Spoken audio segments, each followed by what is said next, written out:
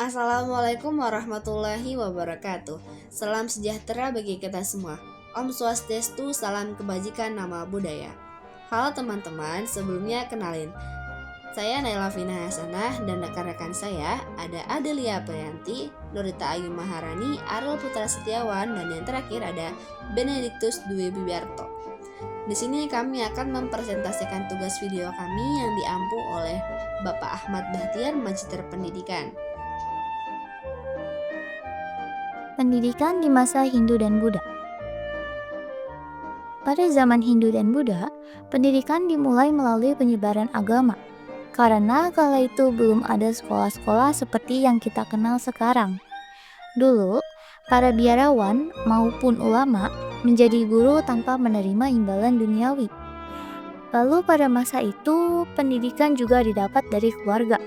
Kalau keluarganya ahli petani, maka anaknya akan belajar langsung dari ayahnya, seperti belajar keterampilan bertani, yang dimana ilmunya nanti hanya disampaikan untuk anaknya sendiri.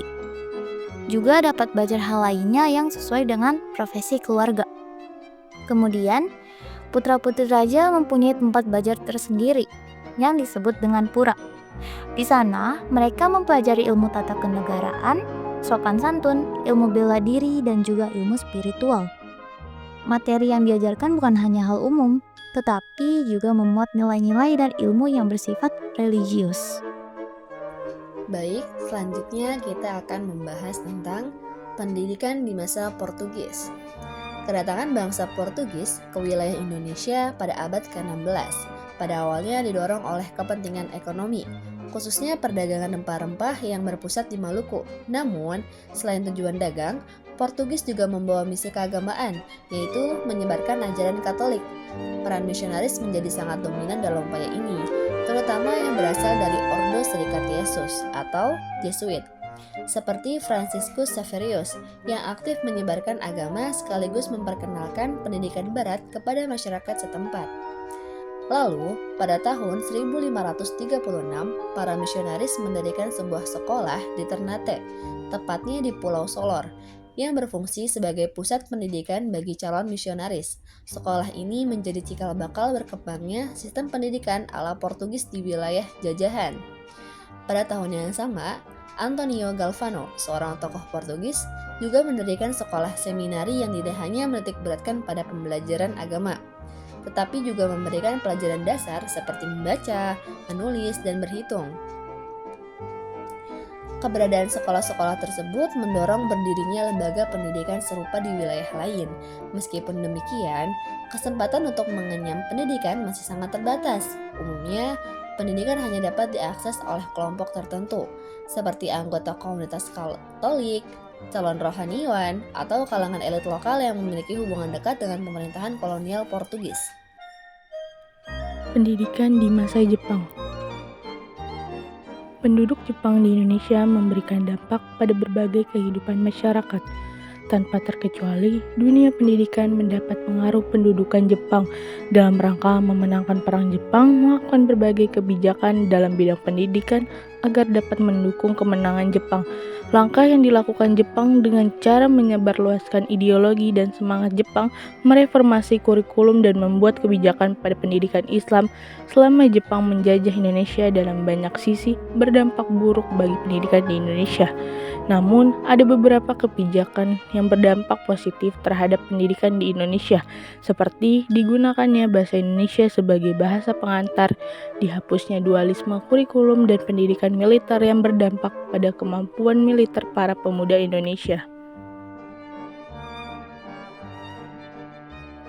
Pendidikan masa kemerdekaan. Pendidikan pada masa kemerdekaan menghadapi kesulitan dalam pelaksanaan kegiatan KBM karena terbatasnya sekolah, gedung, hingga fasilitas lainnya. Selain itu, pendidikan pada masa itu juga mempunyai fokus utama, yaitu mencerdaskan dan meningkatnya kualitas serta kemampuan bangsa dengan mengisi tata kehidupan dan pembangunan. Namun sayangnya hal itu menghadap kendala dari datangnya penjajah Belanda yang kembali datang ke Indonesia. Selanjutnya ada pendidikan pada masa Orde Lama. Pendidikan pada masa Orde Lama berlangsung pada tahun 1945 sampai 1966 ketika Indonesia berada pada masa kepemimpinan Presiden Soekarno. Pendidikan pada masa Orde Lama mengalami beberapa perubahan, baik dalam hal tujuan, kurikulum, ataupun organisasi. Pendidikan pada masa Orde Lama berlandaskan pada Pancasila serta Undang-Undang Dasar 1945 yang merupakan dasar dan falsafah dari negara Indonesia. Pendidikan pada masa Orde Lama dipengaruhi oleh ideologi Nasakom yang dianut oleh Presiden Soekarno. Ideologi ini memberikan cerminan dari sikap politik Presiden Soekarno yang ingin menjalin hubungan kerjasama antara berbagai kelompok sosial dan politik di Indonesia pada masa Orde Lama. Kurikulum mengalami 3 perubahan, yaitu di tahun 1947, 1952, dan 1960, yaitu kurikulum rencana pelajaran di tahun 1947 yang memfokuskan pada pendidikan watak, kesadaran bernegara, dan juga bermasyarakat. Lalu di tahun 1952 diganti menjadi kurikulum rencana pelajaran 1952 yang mengubah sistem pendidikan yang diadaptasi dari beberapa negara seperti Amerika, Inggris, dan Belanda.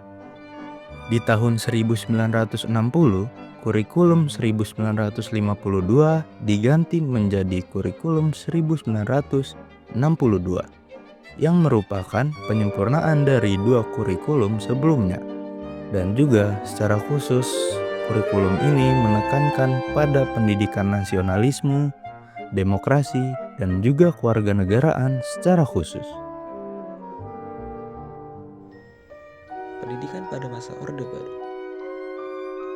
Pendidikan pada masa Orde Baru dimulai dengan lahirnya Ketetapan MPRS nomor 27 tahun 1966, bab 2 pasal 3 yang mencantumkan bahwa tujuan pendidikan nasional di Indonesia dimaksudkan untuk membentuk manusia Pancasila sejati berdasarkan ketentuan-ketentuan seperti yang dikehendaki oleh pembukaan Undang-Undang Dasar 1945. Pada masa Orde Baru ini, pemerintah juga membentuk kurikulum, yaitu kurikulum 1968, 1975, 1984, dan 1994. Kurikulum 1968. Dalam kurikulum ini, siswa hanya berperan sebagai pribadi yang pasif, hanya menghafal teori saja tanpa adanya pengaplikasiannya dari teori tersebut. Di kurikulum 1975, di kurikulum ini peran guru menjadi penting karena setiap guru wajib memberikan rincian perencanaan sebelum mengajar, atau harus jelas-jelas tujuan dalam mengajar seperti apa, sehingga proses pembelajaran menjadi sistematis dan bertahap. Lanjut di kurikulum 1984, peran siswa dalam kurikulum ini menjadi mengamati sesuatu, mengelompokkan, dan mendiskusikan, hingga membuat laporan, sehingga kurikulum ini membuat guru seolah-olah menjadi seorang fasilitator. Kurikulum 1994. Kurikulum ini merupakan hasil upaya untuk memadukan kurikulum-kurikulum sebelumnya, yaitu kurikulum 1975 dan 1984. Di kurikulum ini juga pemerintah memasukkan muatan lokal berupa pembelajaran bahasa daerah masing-masing.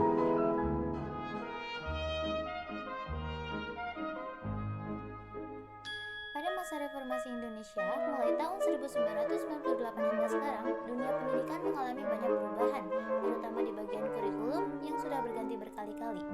Pergantian pertama dimulai dari kurikulum 1994 atau K94 ke kurikulum berbasis kompetensi atau KBK tahun 2004. Sistem belajar catur bulan per 4 bulan diganti dengan sistem semester per 6 bulan yang lebih fleksibel untuk mengatur jadwal pembelajaran. Lalu di tahun ajaran 2005-2006, KBK 2004 diganti dengan kurikulum satuan pendidikan atau KTSP tahun 2006. Di kurikulum ini, siswa diminta untuk lebih aktif belajar, bukan hanya mendengarkan guru, tetapi juga mengasah keterampilan iptek. Guru juga punya peran lebih besar. Mereka mengembangkan standar kompetensi dasar atau SKD dan dasar kompetensi melalui silabus dan berperan sebagai fasilitator, bukan hanya penceramah saja.